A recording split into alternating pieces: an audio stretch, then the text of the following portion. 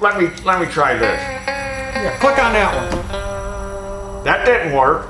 No. Go back. Go back. Go back.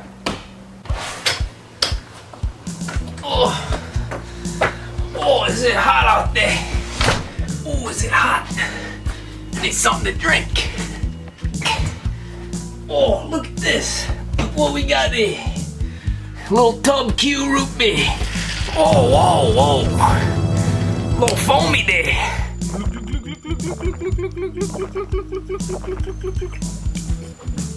Oh, yeah. Oh, bag of extreme shippos, yeah.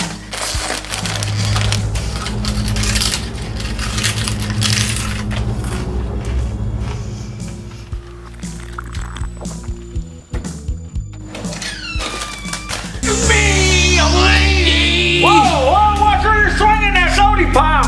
We got sensitive information on here! Hey, is that my sody pop? I don't know, Taryl, I just found it in this fridge here. Hey, you want some of these chip balls? Yeah, I did. Those are supposed to be for my lunch. Way to ruin that, Andy. Yeah, and that sody pop, that was actually for my lunch. Way to ruin that too, Andy. Now I gotta drink water. That stuff's got no flavor. Oh, I'm sorry, Junior. You want some? No, I'm good, Andy. Come on, take a drink. Nah, I'm good. I don't mean to be out of line here. Come on, have some. Andy, come on, get it out of here. What are you doing? Take a drink. Andy, what are you doing, you idiot? You just ruined my computer, you knucklehead! Oh, I'm sorry, Taryl. I'm so sorry. I didn't mean it. I'm so sorry. Please don't kill me.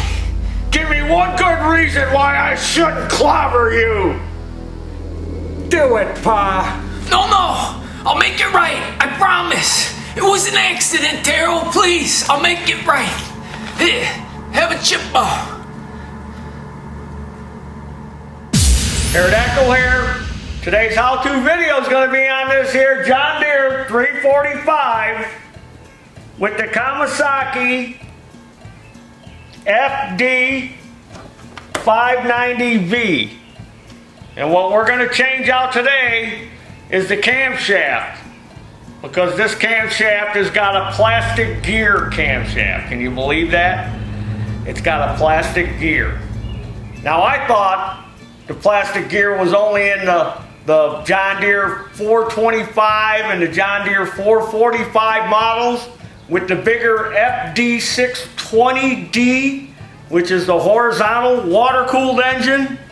But I was mistaken and found out it's in a lot of these Kawasaki engines. I guess after 1998, they quit using the plastic cam and started going to the metal cam. Maybe some of you keyboard cowboys out there probably know more about this than I do. But for the guy at home, he probably don't care about all that technical mumble jumble. He just wants to know why his lawnmower isn't starting. So what I did is I already went ahead and pulled the valve covers off so we can watch the valves. So this is how you tell if you got the one with the plastic cam, by cranking the motor over. So I'm going to crank it over. And look, the valves ain't going up and down. You know why? Because camshaft ain't turning.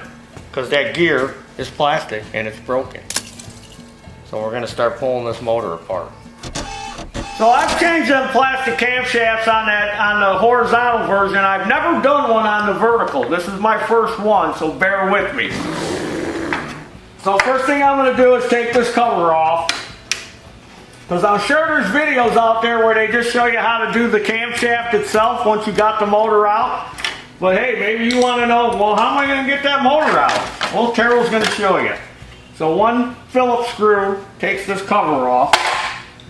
Then I'm going to put the screw back in there so I don't lose it. And then we'll go ahead and disconnect this fuel line. So I'm going to pinch it off with my pinchers.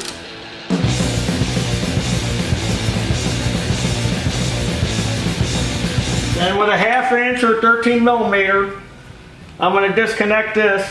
Now this wire goes directly to the battery. So you're probably going to want to take the battery post off first. so it doesn't spark when you disconnect it. Especially since we got gas around here now, since we disconnected that. Because them sparks would start a fire. We don't want that. So disconnect the battery. That may be the first thing you want to do. Now for some reason this thing has got double nuts on it. And the first nut was 13 millimeter and the second nut was bigger. I've never seen that before. So that's probably 14 millimeter. So let me get a 14. All right, so they had that 14 millimeter and 13 millimeter nut. So we got two wires here, and if you notice, these are pretty rusty and corroded. So you might want to take a Scotch-Brite or some sandpaper, clean that up. And if you want, so you can keep your wires together, this is a little bread bag tie. And you can just tie that together. Now back here is our main cluster of wires, and they're in a connector that's kind of tucked back in here. You got to release this little tab, and then we're going to want to pull this plug out. So you're going to have to wiggle it. Be careful you don't rip the wires out. I don't like these plugs. You might have to use a pair of channel locks on there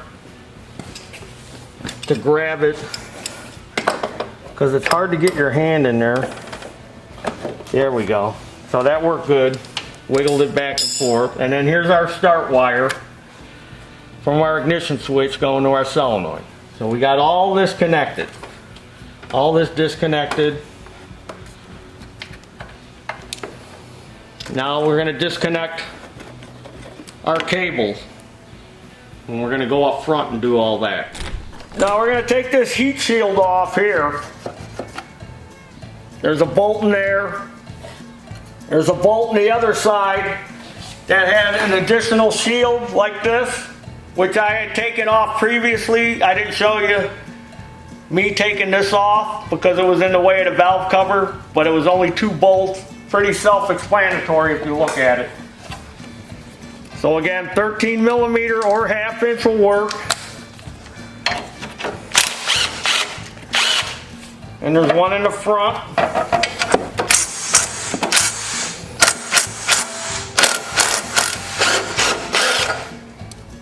And we can remove this shield, because we're going to have to get the muffin off. So you got to kind of work that out. Go ahead and put your bolts back in here so you don't lose them.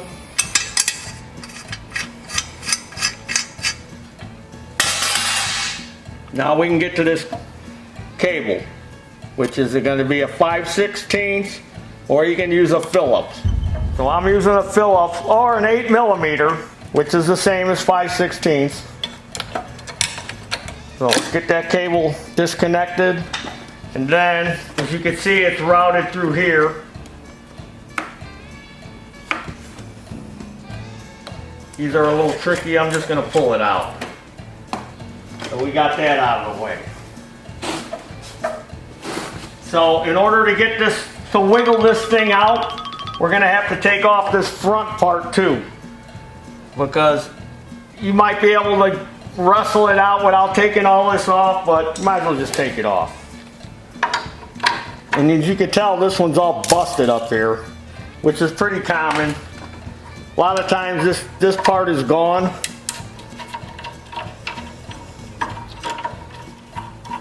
So we got to take this off so we can get at this bolt.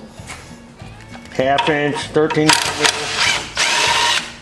Same on the other side. And you probably know how the hood comes off because I didn't show you that. What else is holding this? Little clips, little plastic clip on the inside.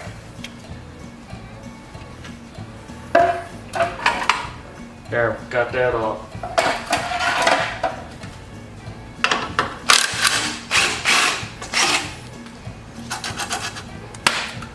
And then there's 2 more down here,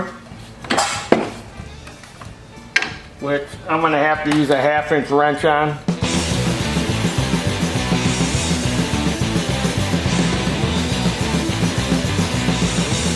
Now, chances are, if you're doing this at home, doing it yourself, probably not going to have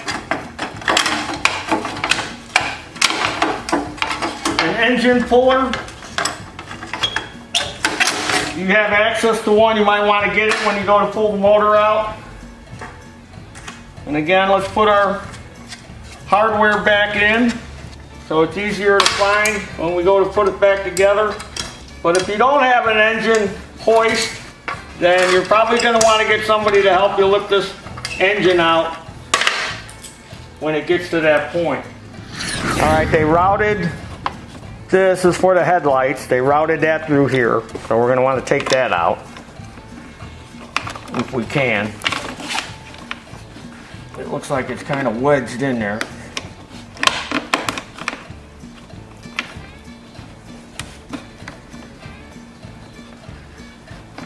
Oh, that's nice. So now we got to take this bolt out to get this wire out.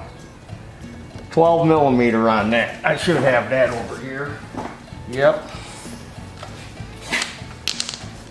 So I might just be able to loosen this up enough. There we go. Now I was able to get that out. And of course it's tucked in behind this heater hose or radiator hose because it don't have a heater. And then, you know, when you go to put it together, you could always maybe zip tie it to this on the outside or run it like this. You don't have to exactly run it back behind that radiator hose, even though it does kind of keep it out of the way of the expansion tank for when you fill it. So we got that out of our way. All right, what else? Let's go ahead and take this cover off too, so we could look in here a little better.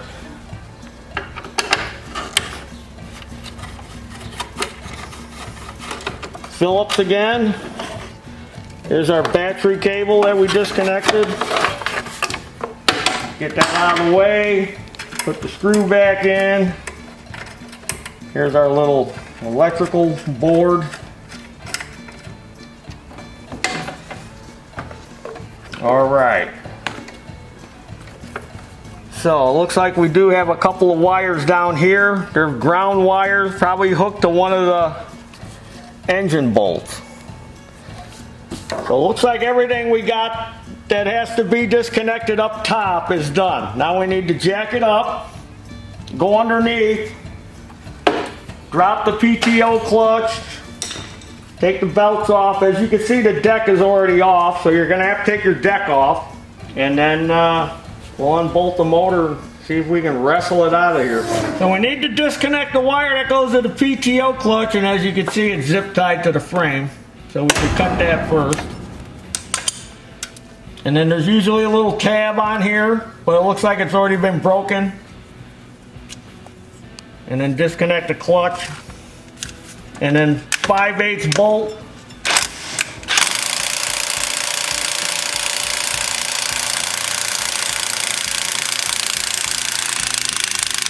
Come on, baby. I knew you could do it. Old battery powered Milwaukee. All right, so now our clutch is stuck.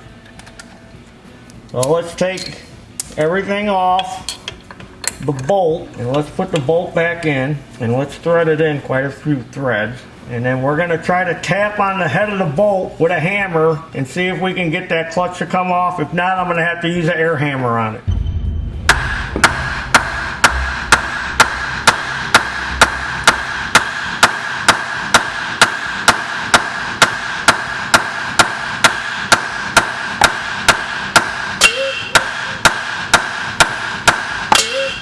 Well, keep your eye on the bolt. All right, here it's coming off. Woo!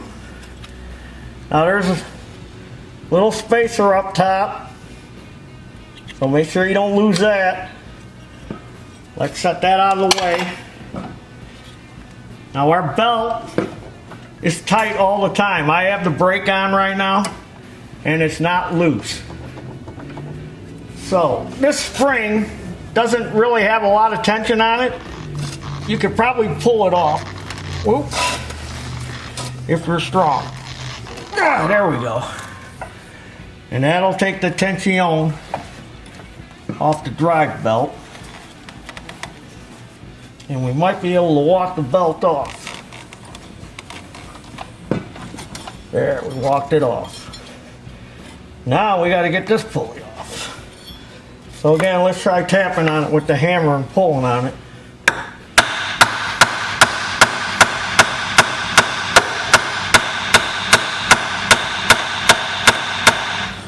Alright, that one's stuck on there. So, you got an air hammer with a point. You're going to want to put a divot in the middle of that bolt. The trick is you got to put a lot of pressure on this. Now, you might want to have a bolt with a divot in it already so it don't dance all around on you.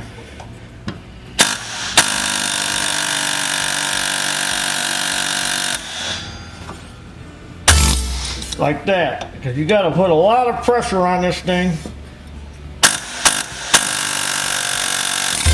And you got to pull with your other hand or a pry bar. You don't want to stick that air hammer through your hand. You got to put a lot of... So you may want to get somebody to help you. I'm going to get a pry bar. As you can see, I've enlisted the help of the local shop pest slippers to pull on the pry bar. So you may have to get your own pest to help you. All right, ready, Slip Dog? Sure.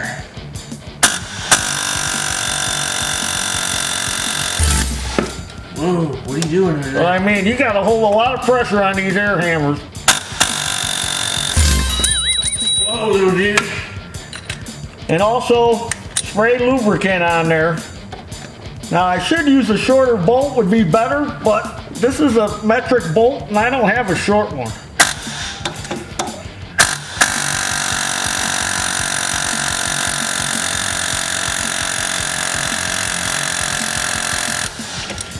Now, you see all of a sudden it stopped?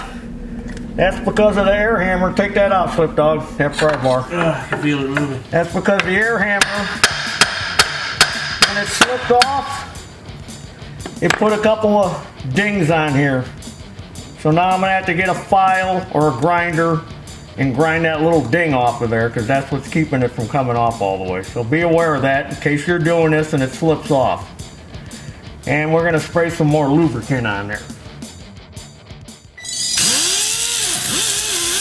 Use my little barrel sander. Alright, now I'm gonna spray a little penetrating lube on there and a little on the top. That'll help. Alright, Slip Dog. Let's hook up the air hammer again. Let me get this in position for you. Right here. Right there.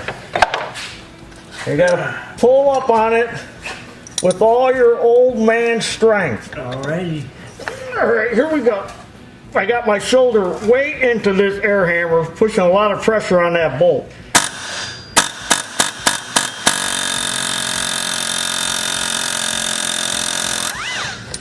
There we have it. I could have took the bolt out and got that belt out of the way, but hey, sometimes I'm a knucklehead like everybody else. Pulley off. Now you notice the hub is heavier on this side than that side. So that side's gonna go up. All right, it's hot in here. It's hot in here. All right, so here's one of our engine bolts. Here's another one of our engine bolts. Here's another one. And I believe there's one hidden under here. So now we gotta take that off. And knowing John Deere, that's probably like 15 millimeter. 15 millimeter. Just like I thought. So remember how that went. Got your belt guide, your pulley. This thing's probably gonna fall out. There's another spacer up top. that's got a recess in it. That recess has got to go up like that. Because a lot of times when you pull this off, all this stuff comes crashing down and you're like, well, what order was that in? I don't remember. So let's zip these 4 engine mounting bolts out.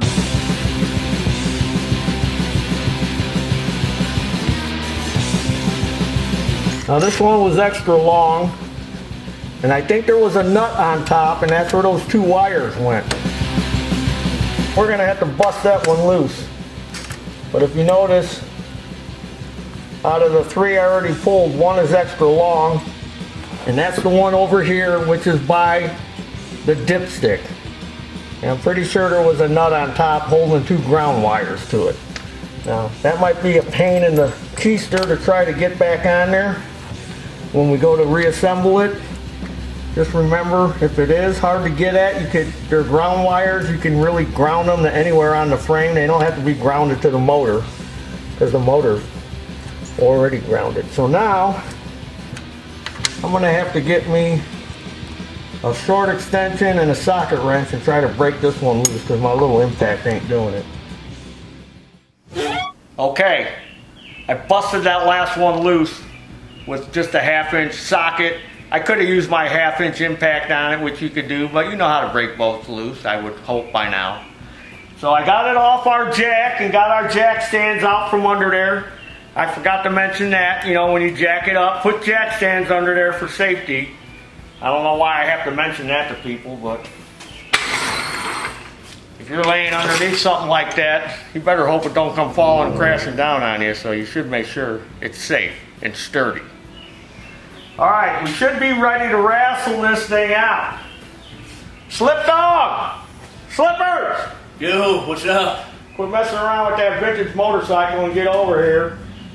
Alright. And help me lift this motor out. This thing looks pretty Or heavy. engine.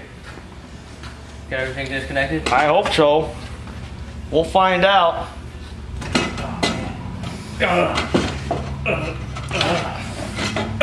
Yeah, we did. First try. It's not that heavy, old man. Now this thing has got antifreeze in it. So Annie. it's antifreeze, not I thought you antifreeze. It's said not. antifreeze. No, it's not a brand name. It's not Annie's antifreeze. Oh, okay. It's anti-freeze. I got you Which now. means it's not gonna. You're an old man. You should know what antifreeze is. Well, I do, but I thought you were talking about Annie Freeze. She lives down the street from me. Oh yeah. All right, I'm done with you for now. Slip down. Get out of here. Alright, whatever you say. So there's really no drain on the radiator. So the best place to drain it would be from this hose. So it's got a 10mm nut on it to loosen that clamp. And of course it's gonna make a mess. So you're gonna wanna get something underneath it. So I got a big pan. I'll loosen that up. We'll set it in the pan. Because when we go to crack this cover loose on the bottom, you know, that water all runs through this cover down there. So we gotta get that anti-freeze out of there. Not anti-seize, anti-freeze. All right, now I need help lifting the motor or engine into the pan. Slipper! Right here, Taryl. All right, help me lift this. Okay. And we're gonna set it here. Alrighty. Come on, old man.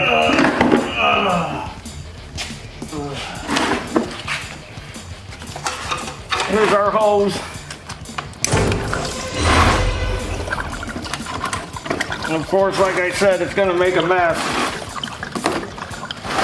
I wish I had a bigger container to set it in. There we go. Looks like Ecto Cooler. It's Gatorade, Slippers. Drink some. Alright. Now don't drink Gatorade, it'll kill you. You got it, or Gatorade, yeah, that'll kill you too. Don't drink antifreeze, it'll kill you. So if we got any pets around, make sure you clean this up good. If your pets,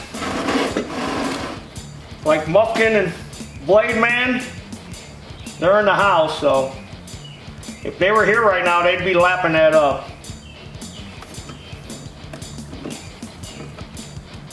Okay. We got that out. Now we need to flip the motor over, or engine. It's not a motor, it's an engine. Yeah. Well, we're gonna flip this thing over. How about I call it that? And we're gonna zip all the bolts out so we can look at the plastic camshaft. I want to take this radiator off so I don't damage it, since I gotta flip it on its backside and have its legs up in the air. And I don't want to break this off because I'm sure this radiator is expensive. So there's another hose clamp here, 10 millimeter, and then 13 millimeter or half inch for there. Oh, maybe it is 12. Got you on a strikeout. Strikes me out. 12 millimeters. And here I said it was half. I wish they'd make up their mind. Let's really mess with people and put half inch or 13 millimeter stuff on, and then let's do the same and put 12 millimeter. So I'm probably gonna need a screwdriver to help get that hose busted loose.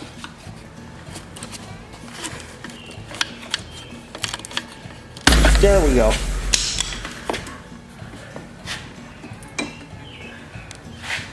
And this is that long hose that we disconnected at the bottom. And there's our little overflow hose. So let's get this out of the way and put that in a safe spot. Might as well take this off too, since we're going to be flipping it over. We don't want to break this plastic.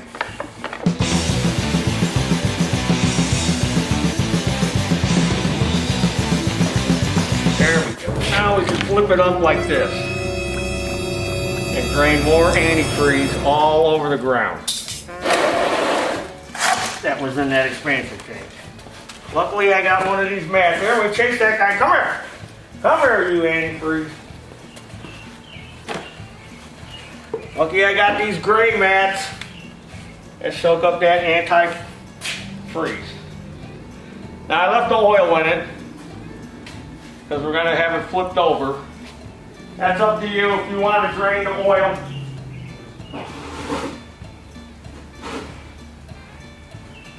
You can drain the oil first. I'm just going to slurp it out once I get this cover off. But if you want to go ahead and drain it first, you can do that. I just want to get some of this nastiness away from this cover because it's all going to fall inside there. You know what I'm going to do?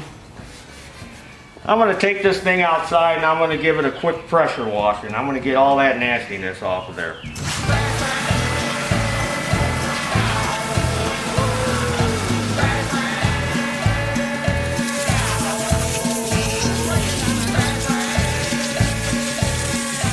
Now here's that absorbent mat I use to soak up that antifreeze. So make sure you dispose of this properly, which I dispose of properly. I'm going to put it in the back of Slipper's van. Don't tell. All right, loosen this clamp, pull this hose off. And then everything is 10 millimeter and 12 millimeter.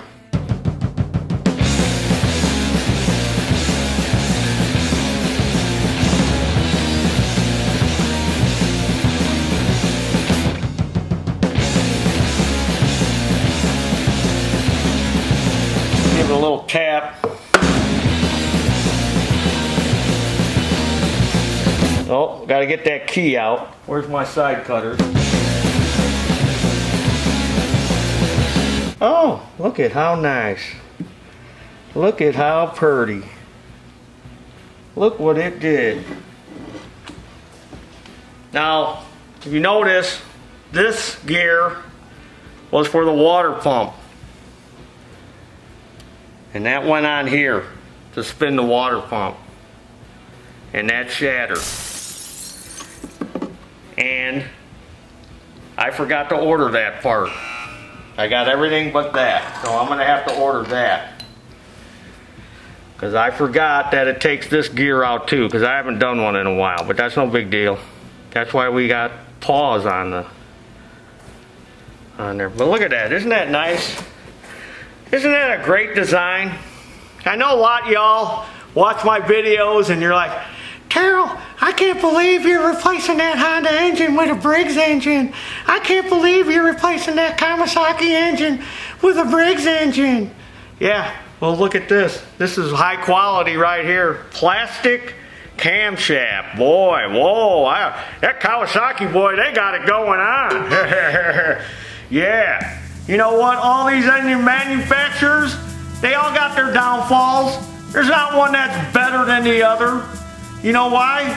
Because I work on this stuff every day. And you know what all these engines are to me? They're broken junk. Because that's what I see every day. Broken junk. There's good and bad in every manufacturer. This happens to be the bad and the ugly. I don't know why you're messing around rebuilding that, but you can just go to Harbor Freight for $99, get a Predator, throw it in there, be done with it. Oh yeah, Slippers, that sounds all good and well. Yeah, just go to Harbor Freight and buy a motor and drop it in there. Okay, what about hooking up the wiring? What about crankshaft diameter and length? What about muffkin? How you gonna hook up the muffkin? Huh? You just make it sound like you just go to Harbor Freight and just buy an engine and just drop it right in there. Just throw it across the room and it's just gonna land in there. Get out of here, Slippers. I'm done with you for today. All right, fine, I'm out. It's been fun. Knuckleheads. All right, I'm gonna slurp all this oil out of here now so we can see what's in the bottom. This is like draining the swamp here. Maybe we'll find the creature of the Kawasaki Lagoon. And as you can see, here's a bunch of the teeth. Unlike my teeth, these teeth are broken. Mine are still intact. They may be crooked and jagged, but they're still in my head. Look at them, plastic teeth. More plastic teeth. So in order to get this camshaft out, I had to take the valve covers back off. I put them on when I gave it a pressure scrubbing because I didn't want water to get in there. Because we're going to have to take the push rods off so it'll release the lifter or tap it against the cam so we can lift the cam out. But right now, I'm slurping the oil out. So you can just push on these to get the push rods off. Push on these, they're not real heavy spring tension. Now I noticed on the inner screen they had kits, but that was for the FD motor, the big 620, where they had a kit that came with heavier springs than that. I don't think you need them for this. I didn't see any kits for this particular model. Maybe I didn't look hard enough. But you don't have to go to John Deere to buy these parts. You have the model of the engine, FD590V. You can look that up on any of those online parts lookup places like ProPartsDirect.net. And you can look up these parts and get them under Kawasaki's part numbers, because John Deere puts their own part numbers on the Kawasaki parts.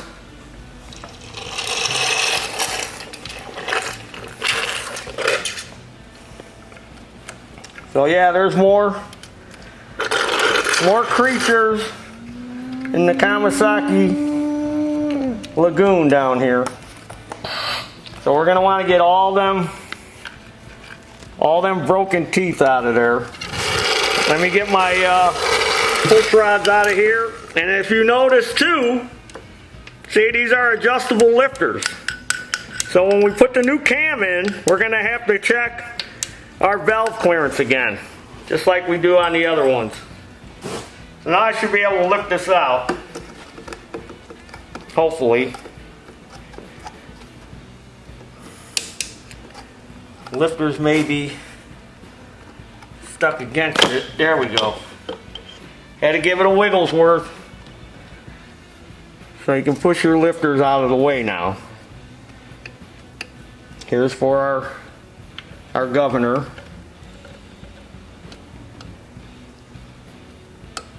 And this must be for the fuel pump. I don't know exactly what that's for. But see, the cam is a metal cam with metal lobes. It's just got a plastic gear riveted to the end of it. Because for some reason they think plastic is better. And you can see where this pin here, which looks like it's going to the fuel pump, rides on here. So I don't see why you would have to change the valve spring rate if you're changing this camshaft, because this is metal. All we're concerned about is the new cam, and the new camshaft is all metal, so don't think you're going to replace it with another plastic one, because at some point they figured out that, hey, that was pretty dumb to make it out of plastic. And if you also notice, they even used like a metal colored plastic. Hey, let's make it look like it's metal, but it's plastic. Yeah, we'll fool them. Hey, look at that. Strong as metal, but it's plastic. Yeah, it ain't strong as metal. It's crap. Listen to that noise. You know what that noise reminds me of? That noise reminds me of when you're at the dentist getting your teeth cleaned and they put that tube in your mouth and they... Not that I know what that would be like. I've heard people talk about it. So the only thing that sucks about this is you got to get in there and clean all these little pieces of plastic out by hand. Because if they were metal, I could have took them out with a magnet. But they almost look like rat turds. If you think about it, when they're all laying in there, they look like a bunch of rat turds. So I guess we could call this the rat turd engine. Hey, you got that Kawasaki rat turd engine? Why do you call it the rat turd engine? Because it's got that plastic camshaft in there, and when it breaks, all the little pieces look like rat turd. Oh yeah, I got that Kawasaki rat turd engine. So this is going to be known as the rat turd engine. So here's the new camshaft. You can see it's all metal now. And for this FD, for Fat Dog 590V, there's the part number, 12044-2242. So like I said earlier, I pushed the tappets out of the way so we got room. And then there's a timing mark, which is that dot, because if you look, there's no other mark on the camshaft. There's no other dot.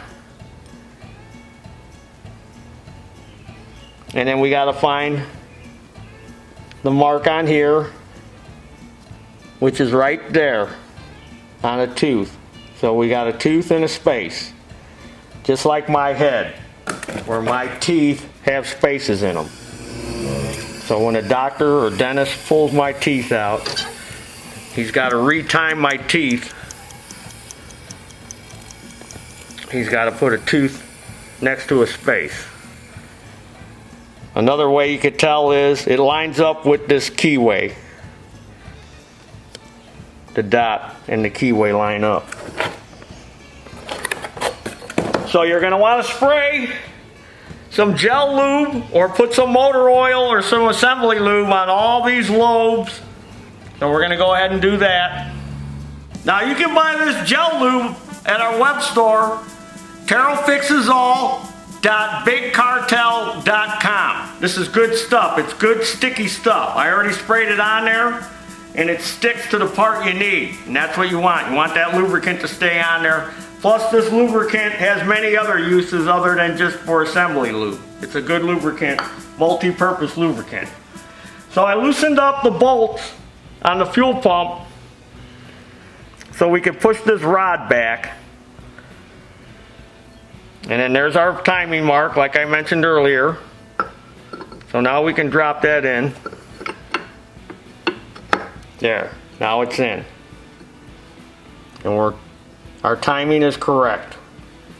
So I can go back and snug up these bolts on the fuel pump.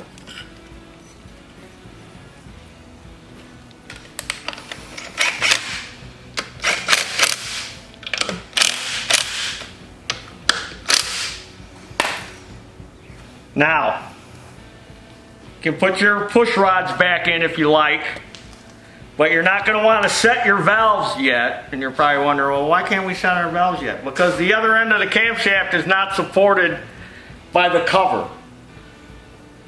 So you can put the push rods in for now. They'll stay in place and it'll hold tension on the camshaft. But we don't want to set our valves until after we get the cover and all that back on. And then another thing you're probably wondering, well, why are you doing that on the floor, Taryl? Why didn't you put that engine on your bench? Well, the reason I'm doing it on the floor, it's easier for the cameraman to film. Normally I would do this on a bench, but then the cameraman's got to get up high to see over the top of it. So we thought it'd be easier to just do it on the floor. Now when you go to reinstall these, you want to make sure you get that little ball in the end of the little socket on the tappet. So you might have to shine a flashlight down there. And then again, you know, it wouldn't hurt to spray a little gel lube on there. And I know some guys that do these engines and stuff, they're like, you should have numbered all those push rods. Now you're putting them back in a different spot, and they were all worn into that spot. Yeah, because this engine is the space shuttle, and we're going to be going to the moon. Doesn't matter, because we're going to be resetting the valves anyway.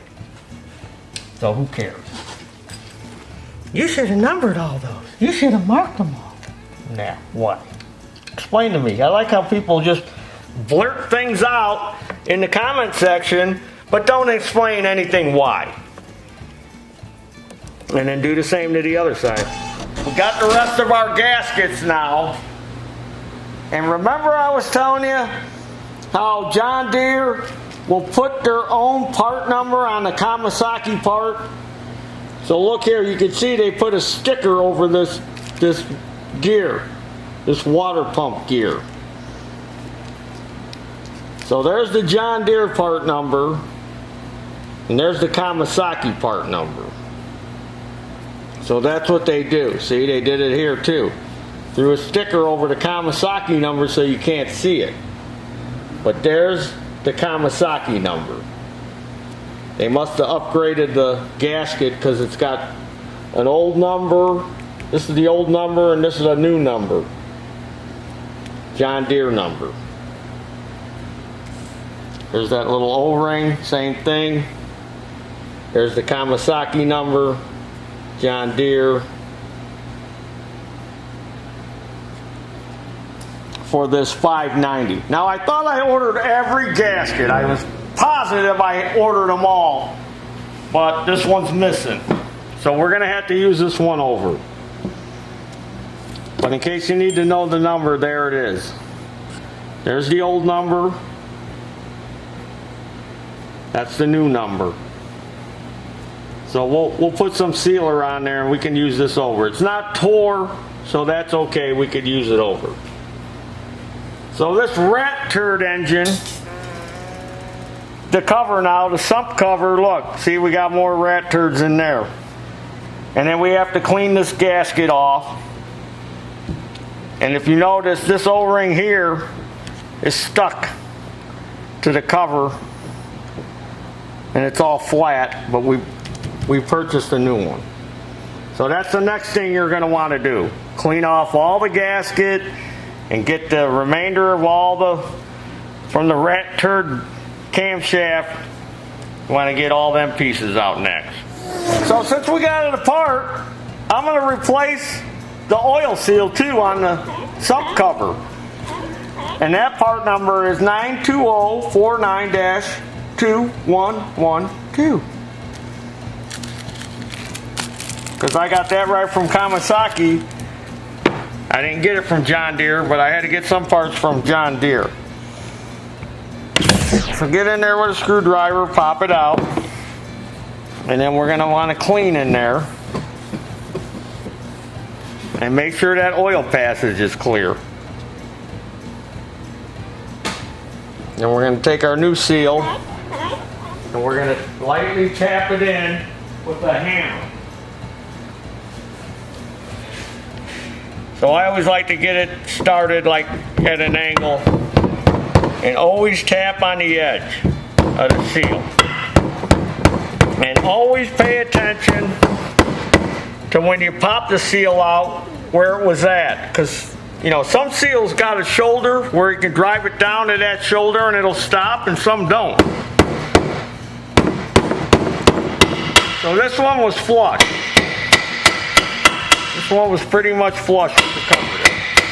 If you don't want to drive it down too far, you might block off that oil passage. So now we're ready to put the cover on with the new gasket. But before we do that, let's just look at a couple of things in here. Maybe you don't know what these things are. This is your oil pump. This is your governor gear. So you might want to inspect that. Make sure this isn't broken. Maybe it got, some of them rat turds got in there and damaged this. So we got lucky and it didn't. Now another thing I noticed. Here's the sump gasket. 110-60-2449. Or crankcase cover, whatever you want to call it. Let's not split hairs over terminology. It's a gasket. Now, if you notice, it's got like a graphite coating on it. The old gaskets were like paper gaskets. The new ones have a graphite coating. So that's why a lot of times the part number changes. So, I wouldn't recommend putting any kind of gasket sealer on a graphite coated gasket. And you want to know why? Because they use graphite as a lubricant. It's slippery. So I don't think any kind of silicone or high-tech would even stick to it.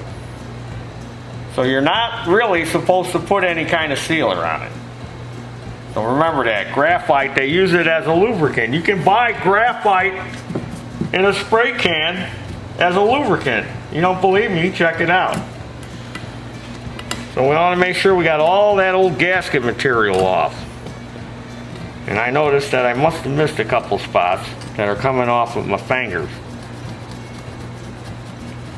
So we need our O-ring. And we need this other O-ring that we need to install first. Let's take the old one out here. Yeah, this one's hard. See, it's kind of hard. Well, this one's soft and supple. It's nice and soft and supple. And here's where the other one goes.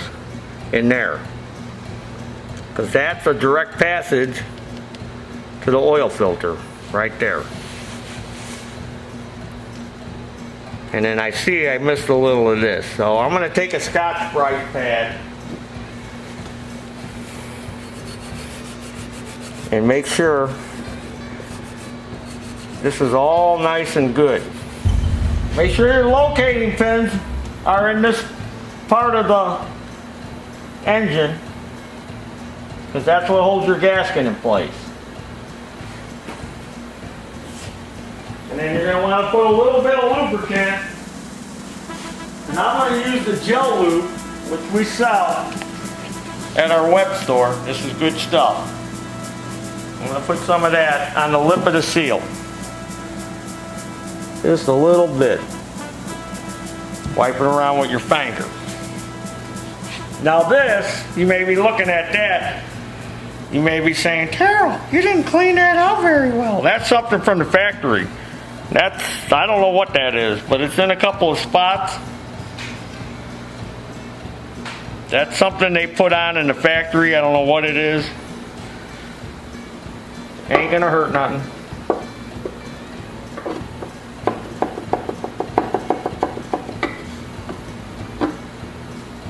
Now we're gonna want to be careful. We don't want to roll the lip of our seal and then You're gonna need a pair of channel locks to kind of turn the crank a little bit, because you want to get everything to mesh. You don't want to force the cover. Check your seal, make sure you didn't roll it. Boom, there's your dinner. It's on there. So now we can put our bolts in. Here's the sump cover bolts or crankcase cover. One of them's longer. That's the one because it goes over this one. Holds all the water pump parts together. So we want to put these in. 12 millimeter socket again, like when we took it off. I'm going to use a speed wrench to put them in. You can put them in however you want, but I'll use a speed wrench. My man Slipdog is looking up the torque spec.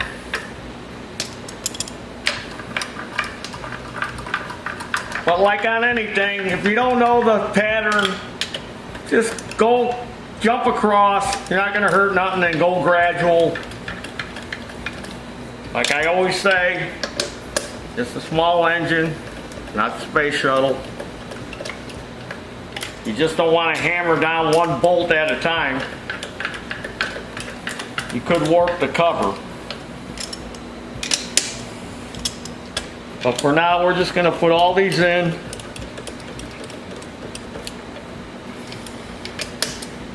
Snug them up a little bit with the speed wrench or your socket wrench. Just don't drive them in with an impact. Now we're going to concentrate on putting the water pump in that back in. Here's our water pump gear, and again, it's still plastic. I don't think it's going to hurt anything by being plastic.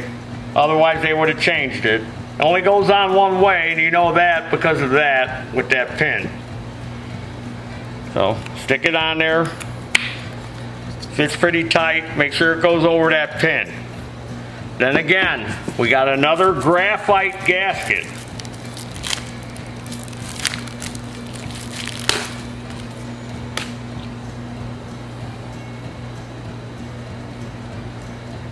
And we'll put this on the motor or engine.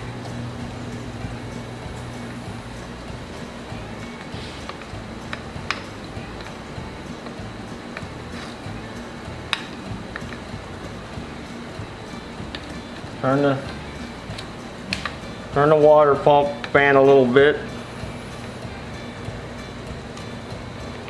so you can get it to mesh. There we go.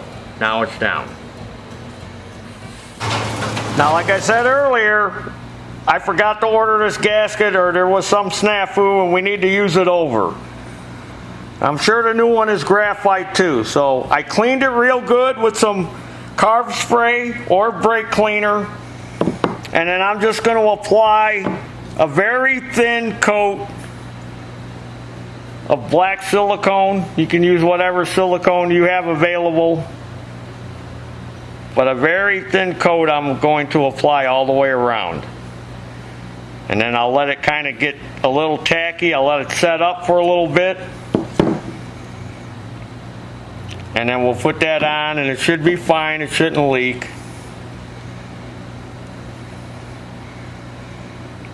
But I gave you the part number for the gasket. Hey, you may have to do this too. You may be in a bind and go, hey, you know what? I can't wait for that gasket.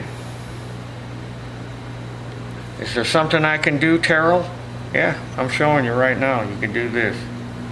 A thin amount. You don't want to get crazy because you don't want this stuff getting in with the water pump, clogging things up. So a thin amount, kind of let it set up a little bit until it gets tacky, and then we'll stick that on.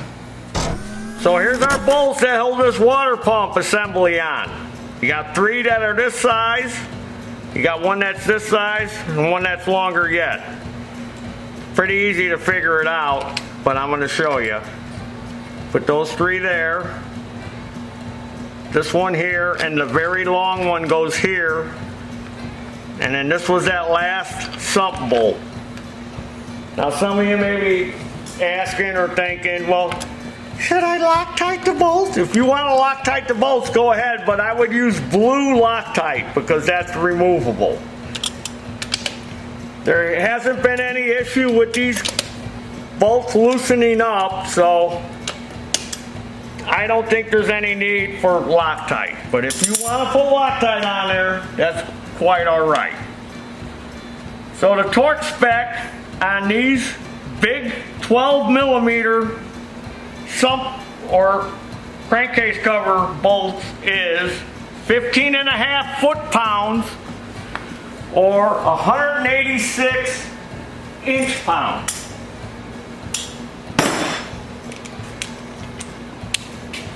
So like I said, gradually tighten them in a cross pattern so you get to 186 inch-pounds.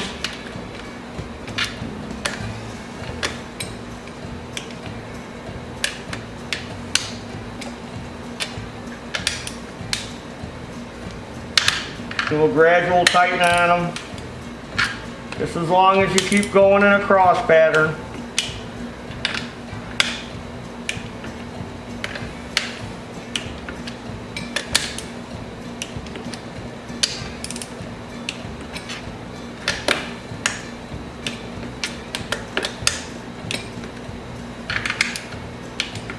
Then once you get it to click, just to make sure you didn't miss any, just one by one go all the way around.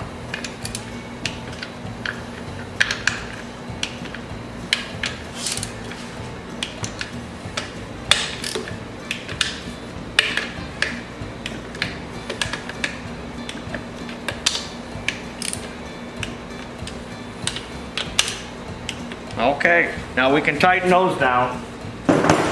Those are 10 millimeter head.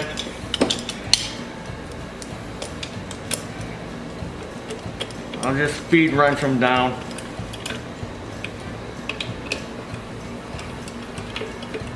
And again, you just want to gradually tighten them.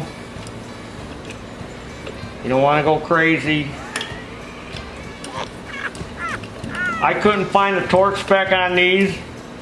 I think if you just tighten them down, just don't go crazy.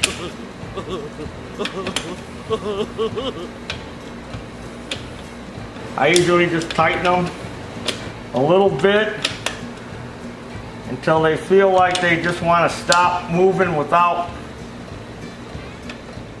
Now, before we set the valves, I want to put the motor or engine, you hair splitters, back in the frame of the tractor.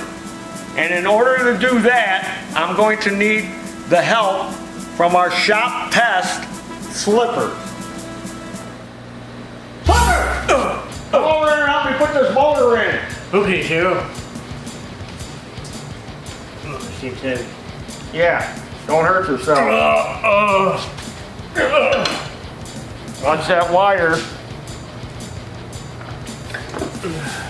Yeah, don't get hurt.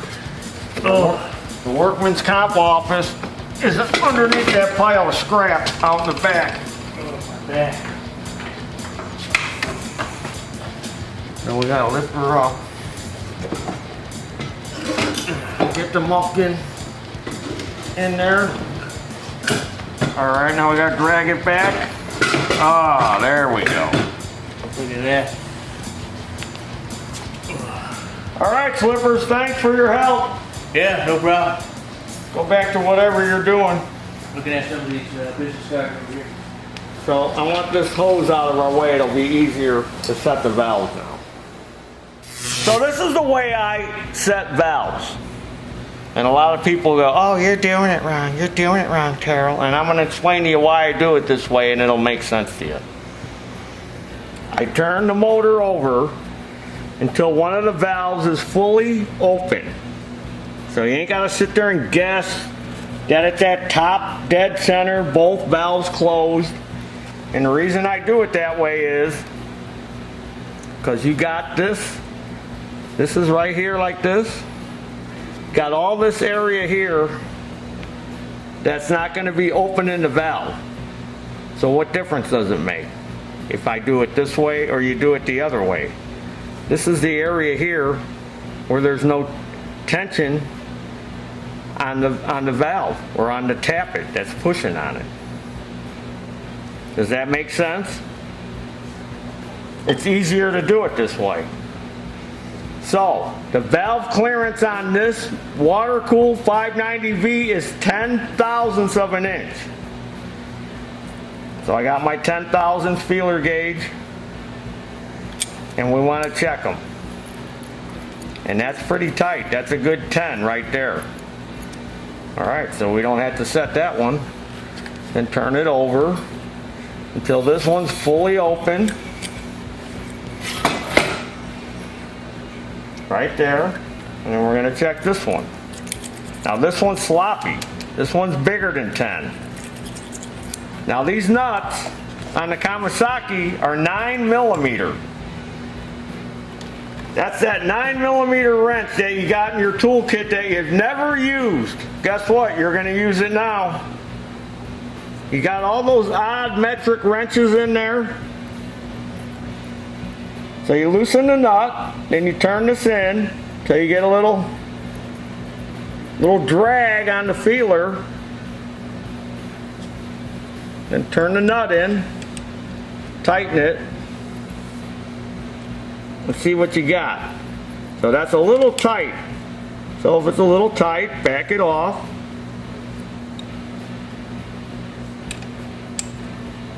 Tighten it down again.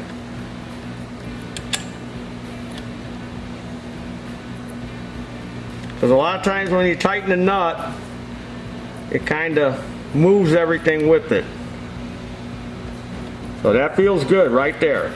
Oh, that's good drag. So I'm going to tighten it a little more. Yeah, that's good drag right there. And then you do the same thing to the other side. I'm pretty sure that you can't get these O-ring valve cover gaskets anymore. I think if you order the gaskets, the new ones are graphite material gaskets, just like the other gaskets we use. So if you want to use these over, this is what I do and it works really well. I haven't had a problem. Everything is in getting things clean. That's the main thing. So brake cleaner or carb spray, spray it on a rag, and get all the oily residue off of this old O-ring and out of that groove. If you get it nice and clean, then when you go and put the silicone on it, it'll seal up nice. I haven't had any of them come back leaking since I've been doing it this way. Put the O-ring back in there. Now I like this ultra black gasket maker by Permatex. Maximum oil resistant advanced formula. So I like this, and again, just a thin layer. Don't go crazy. Kind of let it set up for a little bit. Get a little tack to it, a little tackiness. Look at it, it's pooping out of there. You don't need to goober it all on there.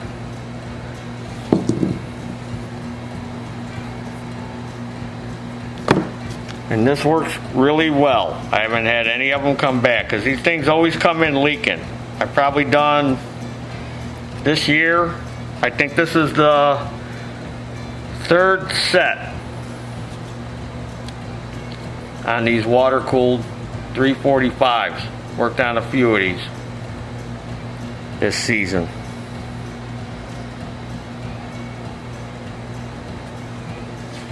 I will let that set up. I'll do the other one. By the time I do the other one, this one will have set up enough and we can bolt it down. Now when I went to dig the O-ring valve cover gasket out of the other side, it broke on me. No worries. I cleaned it real well. And I'm just going to tuck it back in there. And the silicone will seal it. Put the silicone in there, it'll seal it up. Now you see it grew a little bit. It got a little longer. So I'll just cut that off a little bit, because the silicone is going to help seal it. So if that happens to you, that's what you can do. Got the valve covers reinstalled. And one nice thing about not having the engine bolts in yet is you can kind of move the motor so you can get at the bolts easier, because these brackets are in the way, or you can just take these brackets off. It's one bolt, but that's one more thing you got to take off. So now that we've got the valve covers on, we can go and reinstall this heater hose or water hose, which goes down here. Mr. Cameraman, if you can get in down over here. So now we want to reinstall that and tighten down that clamp. So now we're going to jack up the tractor and get underneath and install our engine mounting bolts. Now remember, one of them's longer than the other three. That longer one goes over here by the oil fill. So you're going to drive that up through there, tighten it down. Then you have your main ground cable off your battery, and you got these other grounds that go on top. They go on top of this long bolt when it comes through, and then you got a nut that goes on top. Now you could ground this battery somewhere else if you want, preferably to the frame, but these wires here, they're not that long, so they're going to have to go there. So if you're going to do that, you might as well just ground it all the way they had it. So this is in a goofy tight spot in here. So what works best is 1/2 inch or 13 millimeter 1/4 inch drive socket, because it's kind of thin, on a 1/4 inch ratchet, because it's got a little head on it. So you can get in there and tighten that. Otherwise you got to sit there with an open end wrench and it'll take you forever to get that tight. So if you've got this, that's fine. If not, you'll have to struggle with an open end wrench. So now we want to reinstall our drive pulley for the trans and our key. So we got to put our key in. So get it started, and then take a hammer and tap it into the keyway. Now remember, the hub got a shallow end on one side, thicker on the other, so you want that taller part of that hub. And you might want to put the belt up underneath first, and never seize. Put some never seize on here on the shaft, so that way this pulley doesn't rust on there. Oh, put this on like this first.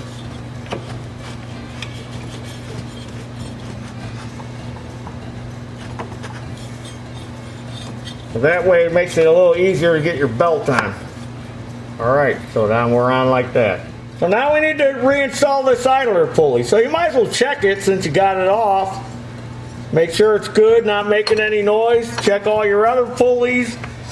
Look at the condition of your drive belt. You might want to change that since you're doing all this.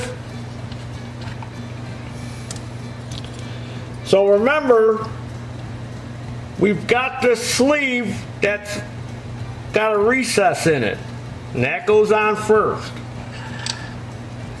Then the pulley.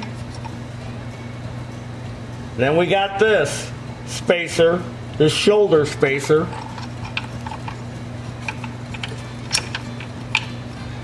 Then our belt guide. And then the nut. 15 millimeter socket.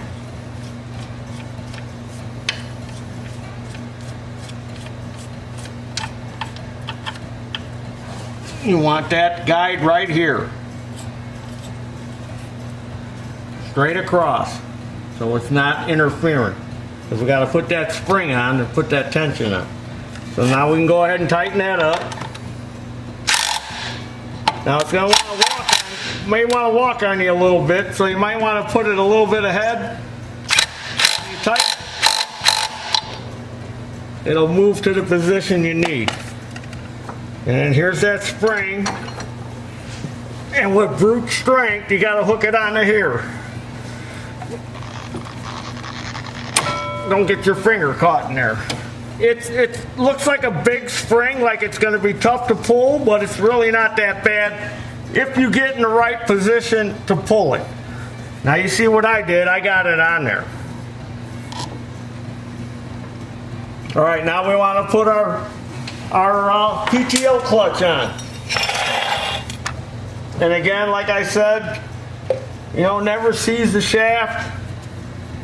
You never know when this is going to come apart again. You might have did such a good job fixing it, you may not have to take this apart for like 20 years. And then you go to take it apart and you're like, oh, you should have put that never seize on there. Now I can't get it off. So remember, on the top of the clutch, we had this little spacer guy here. That's very important. Make sure yours is there.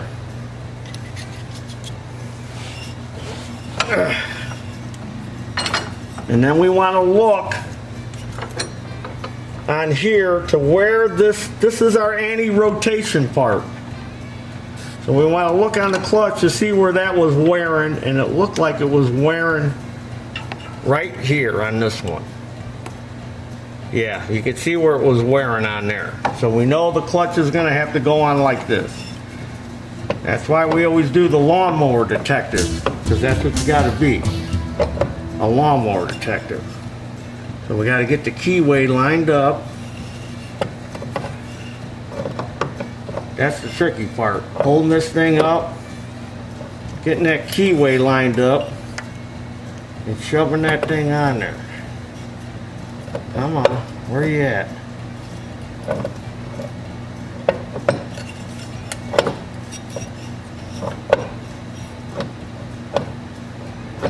There we go. And then we want to find that hole right there. Because if you don't, it's going to rip the wires out. Put your bolt in there. 5/8 socket. Tighten it down. Make sure you're on that pin. Now we're going to reconnect our clutch. And we have to put that zip tie back in. We don't want this wire coming in contact with this belt when it's spinning on the mower deck, ripping our wires apart. And then we'll cut that end off. So now we're done under here. Now we can let it down. Go ahead and reattach our fuel line. Might want to change your fuel filter while you're in there. And if you use some pinchers on your fuel line, you want to make sure it's not collapsed from being squeezed. And then reattach our clamp.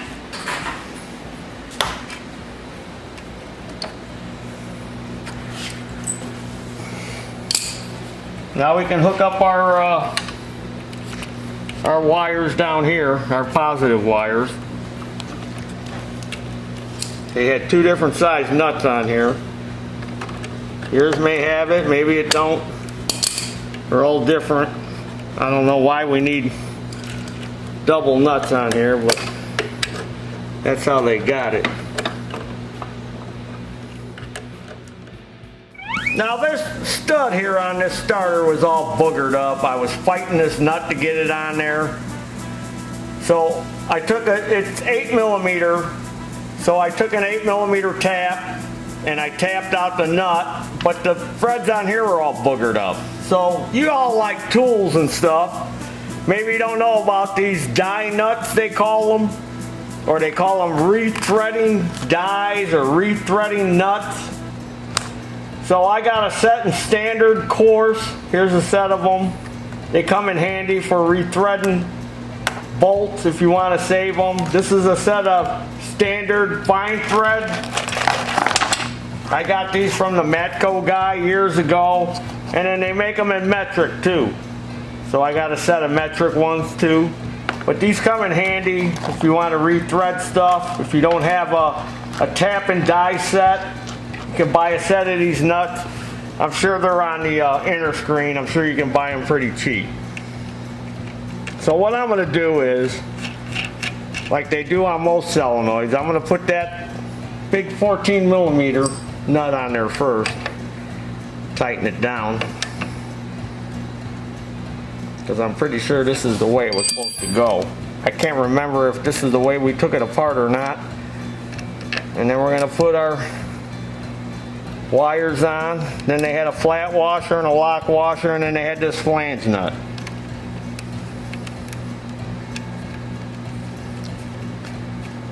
That's how it should be. I don't remember if that was the way we took it. I don't think so, because I ended up having to take that 14 millimeter nut off too to get these wires off. So somebody was in here maybe messing around. I guess it must be 12 because that was a 13. And then tighten that down. Now we're going to reattach our starter trigger wire, which goes to there. Okay, now we need to hook up this plug. Remember we disconnected this plug? This main plug. So we need to plug that in. And then we can tuck that back in there. Now we're going to hook in our throttle cable. I got the wire out as far as it can go, and you can see where this cable was. It was on there. Again, lawnmower detective. You got to look at that. And then we're going to snug it up. Then we're going to put the throttle control all the way up to choke.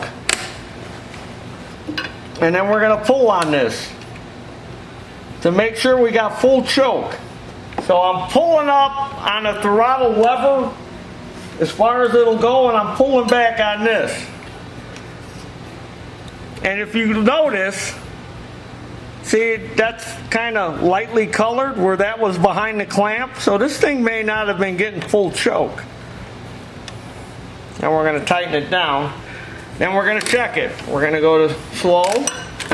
We're going to go all the way up.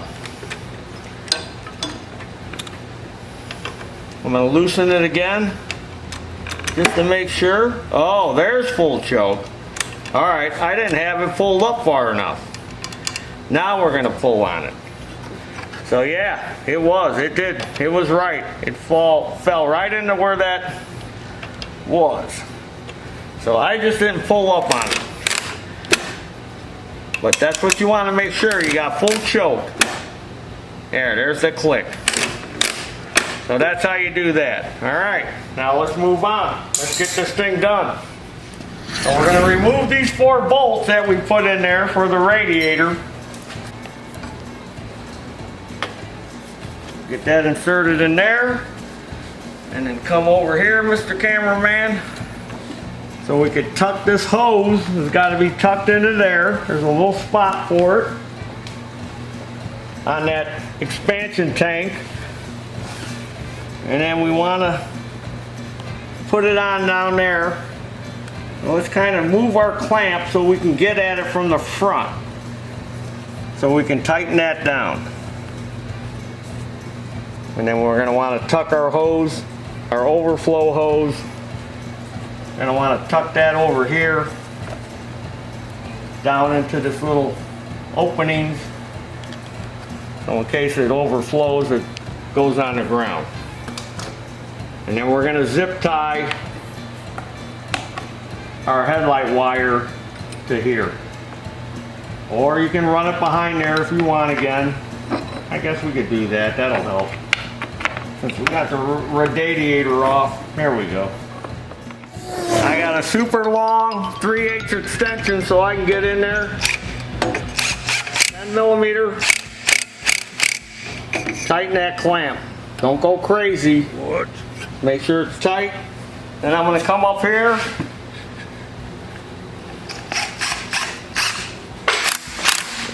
Tighten that one a little bit.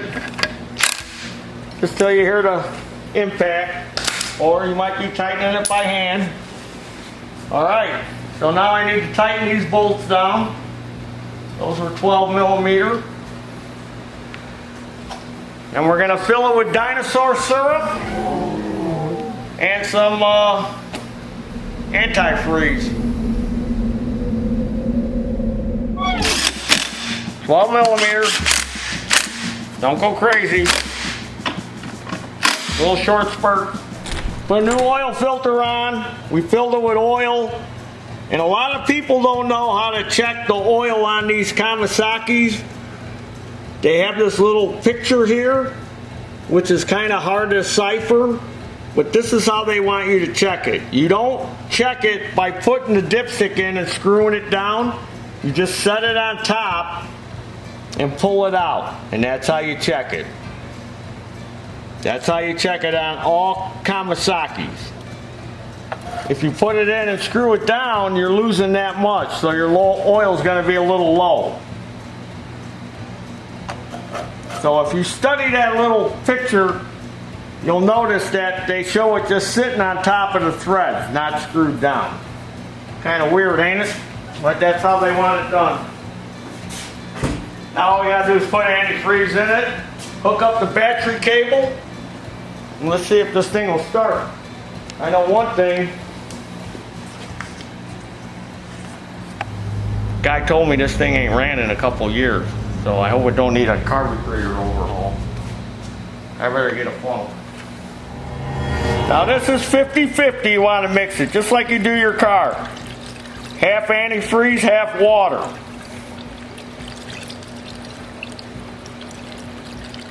Holds quite a bit too, almost a gallon.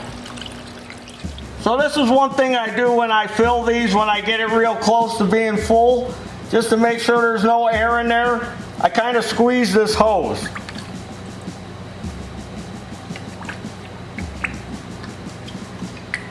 Kind of purges it a little bit. It's a little sloppy, but then you can top it off. Then of course, after you run it, you're going to want to let it cool down. Check the antifreeze, check the oil too again.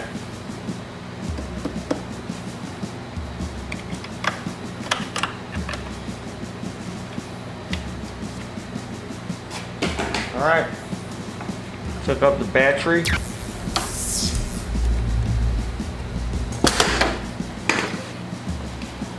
See what happens here. See if this thing will start. Oh, another thing. In order for this thing to run correctly, you've got to have the air filter on it. If we ran this thing right now with the air cleaner off, it'd run real crappy because the carburetor is tuned to have the air filter on. So make sure you got the air filter on. All right, we're ready to fire it up. Fire it up, fire it up, fire it up, fire it up, fire it up.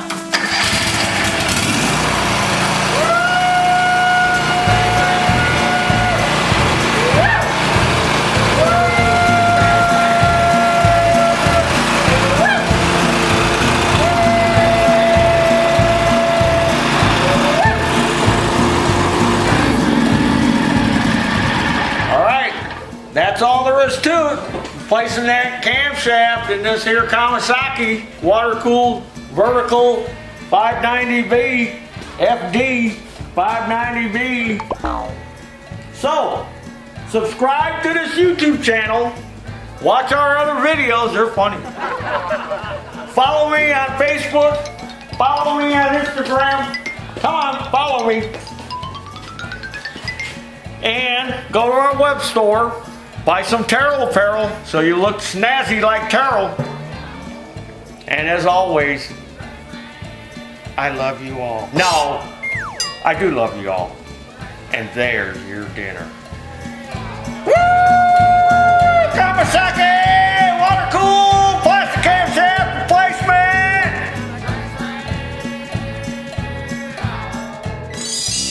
Come on. That was a good idea, Junior, to pressure wash this keyboard. You see, I told ya. It's me, Uncle Andy. Look who it is, Pa. The Sody Pop Kid. What'd you come to ruin this time? Yeah, your little sody stunt ruined my computer. I can't look up parts or print out customer invoices. You're costing me money. I know, Taryl, I felt terrible.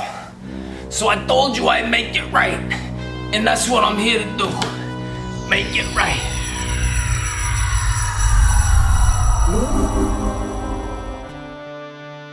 Wow, Andy, you just saved us. Yeah, all that anger and frustration I once felt for you has now left my body. I gotta take care of my best guys. You guys always take care of me. Alright, here you go, guys. Brand new. Bottle of soda and a bag of chip balls. What? Where's the computer? Computer? What computer? Poppin' chip balls. There's not a computer in that box? Oh, I'm sorry. Did I mislead you? I didn't mean to do that. This is the only box I had lying around that would fit the pop in the chip balls. Well, what happened to that computer? Well, after I saw your computer go down, it really got me to thinking. I need to get my own new computer. But I just gotta make sure to keep the pop and the chip balls away. Andy, I'm gonna kill you. Oh no. Come on, guys. Come on, man, we can work this out somehow. I got some chip balls. I got some...